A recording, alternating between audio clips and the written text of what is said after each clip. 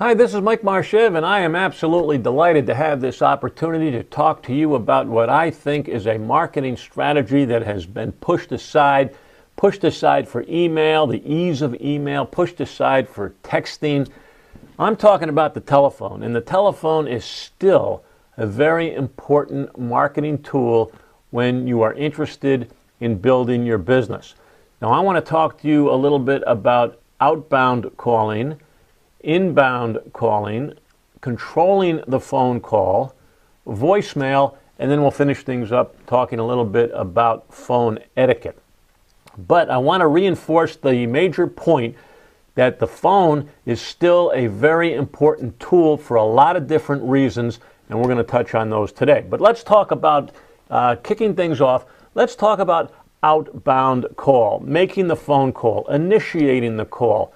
We decide to make the call, we pick up the receiver, dial a number, and we are going to go out and infringe on somebody's personal time. Now, the reason why you're not doing this more, I'll tell you why, I believe. Because you think of the time at 6 o'clock at night when you're cooking dinner and the phone rings and there's a magazine salesman bothering you. And because your reaction to that phone call is so negative, you don't want to be a part of that puzzle, so you say, well, if that's the way I feel, I'm not going to call anybody. I'll take the easy road. I'll text or I will email. Now, most of your competition is adopting that same policy. But here's the rub. I think it's working as a pendulum. We've swung out to the email, we're swinging back. People want, people need, people seek that personal attention. And what better way of showing a personal attention to your clients, to your prospects, to your customers, than by taking the time, picking up the phone, and delivering a well thought out message. The key words, the pivotal words there are well thought out. Most of the time when we do use the phone, we pick it up, we dial, next thing we know, we're talking to somebody, we don't know what we're talking about, but we're just babbling on, and we're overdoing our stay because we're taking too long to say nothing. The secret, the key, the solution is called pre-call planning. Before you pick up the phone, let's decide what our purpose is. Why are we picking up the phone in the first place? Why are we attempting to initiate a conversation with somebody who's not expecting us in the first place? Well, here are some reasons. Number one, to add information to an ongoing discussion. In other words, there's new information on the itinerary, there's new information on the destination. I want you to have it firsthand. I call up and add information. Now remember, I'm not calling strangers, I'm usually calling somebody I already know. So therefore, it's a warm call. There's no reason not to make these calls. The only reason not to make it is if you're wasting my time. But you're not wasting my time, you're bringing information. So I want you to seek opportunities to add information via the telephone to a client. Another reason to use the telephone, again, a warm call to somebody who already knows who you are, is to change or clarify information. For example, an airplane timing may change. A destination might change. Something on the itinerary has been affected. I don't want to just give it to you in a cold email. I want you to hear it right from the horse's mouth. I call you. Again, there's reason to seek opportunities to do this.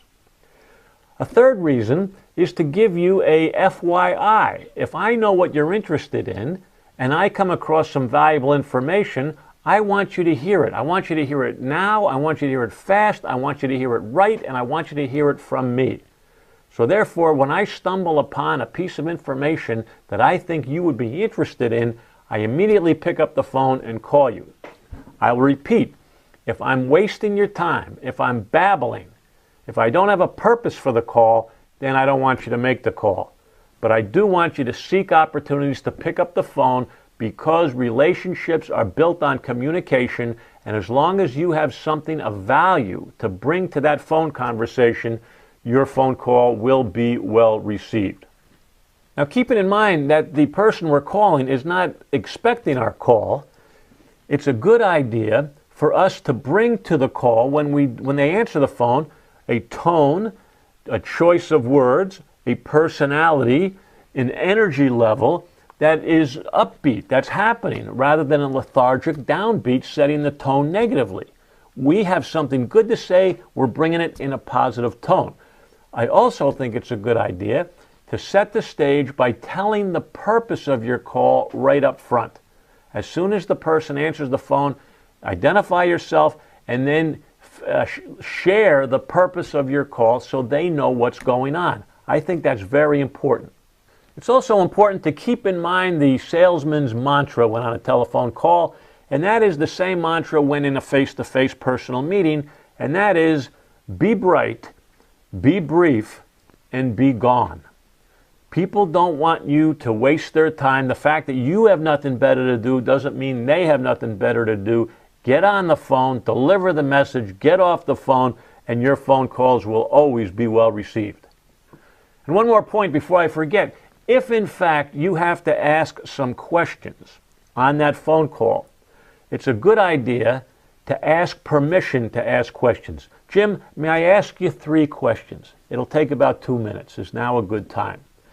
Let the person know what they're in for. If it's a question-seeking mission, tell them, I'm here to ask you a few questions, 7 questions, 6 questions. Give them a number so they'll know exactly what's going on. If they have time, they'll grant you permission. It'll be a nice phone call.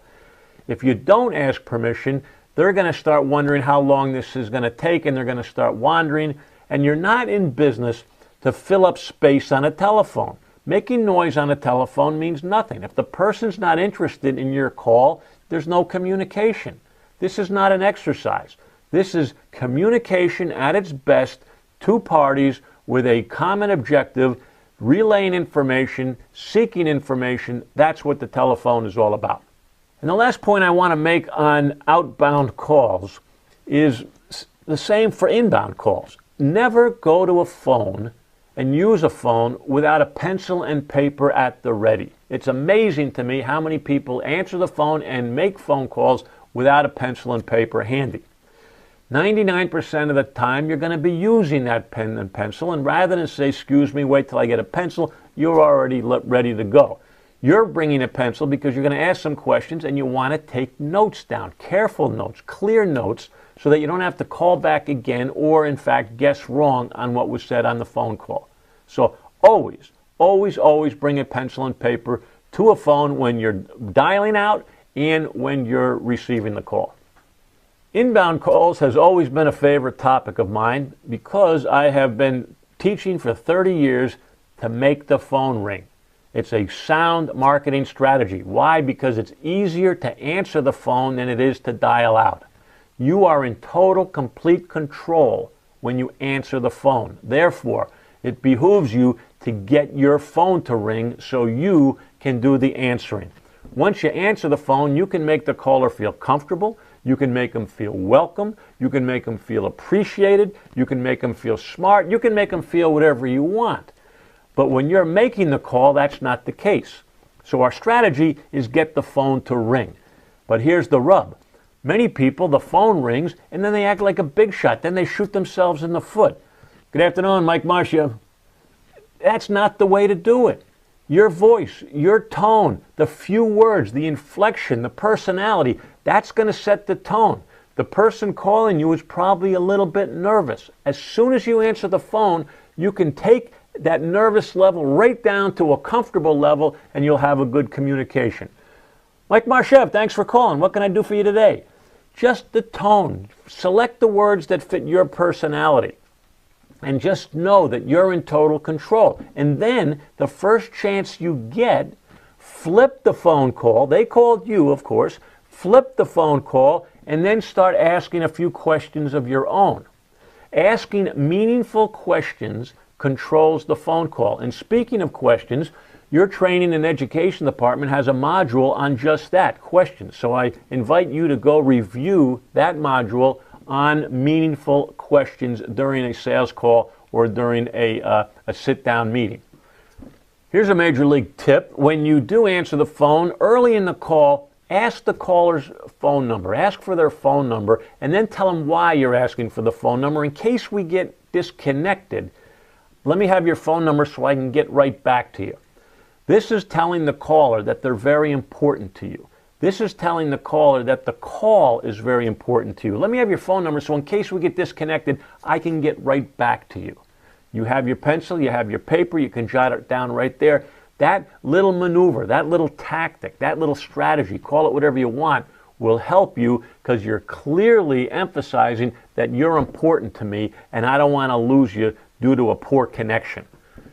If for some reason you answer the phone and it's a bad time, you're on a deadline, you're into a project that you have to get done, don't hesitate to tell the caller that, listen, you're really called at a bad time. Let me finish this project and I'll get right back to you. There's no shame in that, and the caller will appreciate it. The purpose of a phone call isn't just to make noise and spend time, it's to communicate. And if they catch you at a bad time, beg off, ask for a little time to get back to them, and everybody will win. Also, before I lose you here, don't multitask when you're answering the phone. The phone rings, I know you're already doing something. If what you're doing is more important than the bell, don't answer the phone, let it go to voicemail. But if you do answer the phone, do everybody a favor, do not multitask. Stop, pause, realize that it's showtime. That person on the phone could be your next big deal. This could be it. This could be the phone call you've been waiting for. Stop, pause, answer the phone. Don't open mail. Don't look at your computer screen. Don't do emails. Don't pay the bills. Stop and pay attention to the person you're talking to because they can tell. They can tell if you're multitasking, and if you're not paying attention to them, chances are nothing's going to happen when it comes to arranging travel together. So do yourself a favor. Don't fool yourself because you're not that good. Do not multitask when you're on the telephone because it's only going to hurt you. And now a few words on voicemail. I've heard it and you've heard it. I'm not going to call them, I just get voicemail. They're never home, I just get voicemail. I hate voicemail, voicemail, voicemail, voicemail. Listen, let's get emotionally intelligent for a moment. Voicemail is real. Voicemail is here. You will get voicemail and you will continue to get voicemail, so the fact that you don't like it means nothing. What you need to do, what you must do, is learn how to use voicemail to your best advantage, and that means before you call, you know you're going to get voicemail 85% of the time. Draft a response. Draft a message that you plan to leave on voicemail that makes sense, that's meaningful, and that with any luck will incite a phone call in return.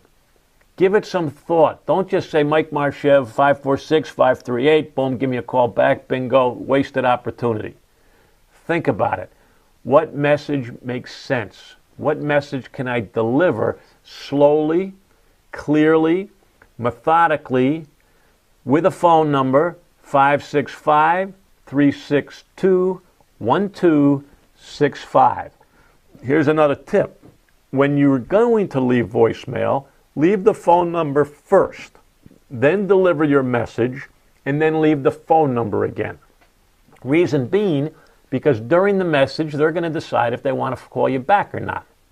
When they hear the number and don't get it in its entirety, they're going to have to replay the message.